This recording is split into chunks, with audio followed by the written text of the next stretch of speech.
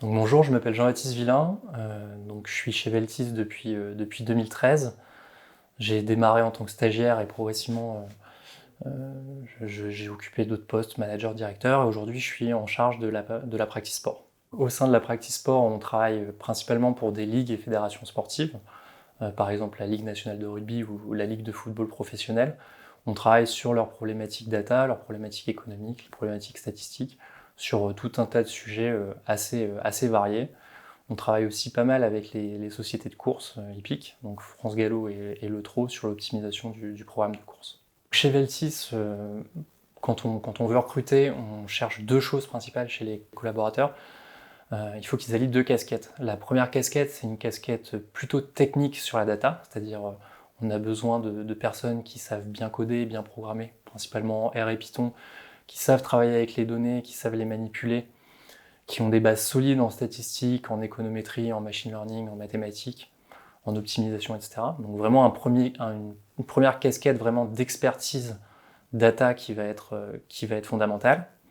Et une deuxième casquette, plus de conseils, pour être capable de parler aux clients, de bien comprendre leurs besoins métiers, une fois que les analyses sont faites, de pouvoir les restituer de façon claire et pédagogique, de bien organiser une mission, etc. Pour nous rejoindre chez Veltis, je dirais qu'il y a plusieurs choses importantes. Le premier, ce serait d'être structuré et de savoir expliquer clairement sa démarche scientifique et ses analyses.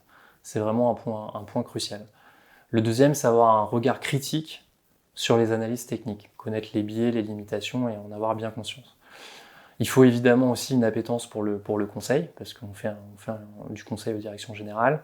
Et le dernier point qui s'acquiert aussi plus facilement, c'est de savoir programmer en Python et en R. Si je dois parler d'une valeur de l'entreprise, on en a quatre, j'ai envie de parler de la créativité. Et donc dans la recherche, qu'est-ce qu'on fait ?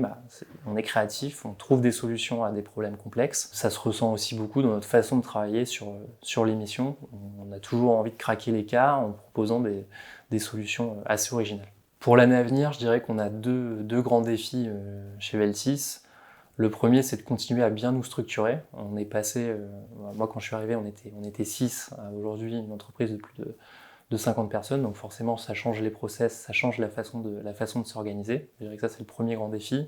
Le deuxième défi, ce serait de continuer à approfondir nos relations avec Kea, parce que maintenant Veltis est le bras armé du groupe Kea sur la partie data, et donc on a de plus en plus de choses à faire ensemble. Donc j'espère qu'on fera plein de missions l'année prochaine. Veltis Kea.